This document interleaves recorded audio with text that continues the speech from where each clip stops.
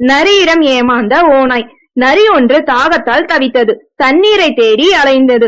தூரத்தில் கிணறு ஒன்று இருப்பதை பார்த்து கிணறு அருகே சென்று கிணற்றின் கயிற்றின் ஒரு முனையில் தொங்கிக் கொண்டிருந்த வாளியில் தாவி ஏறி அமர்ந்தது.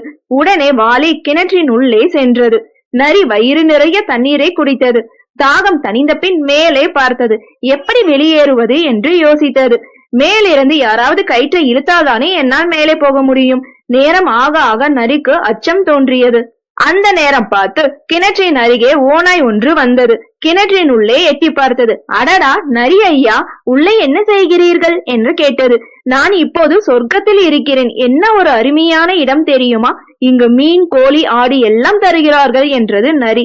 ஓநாய் சற்றும் யோசிக்காமல் கயிற்றின் மறுமுனையில் கட்டப்பட்டிருந்த வாளிக்குள் குதித்தது. உள்ளே போனதும் நரி அமர்ந்திருந்த வாளி மேலே வந்தது.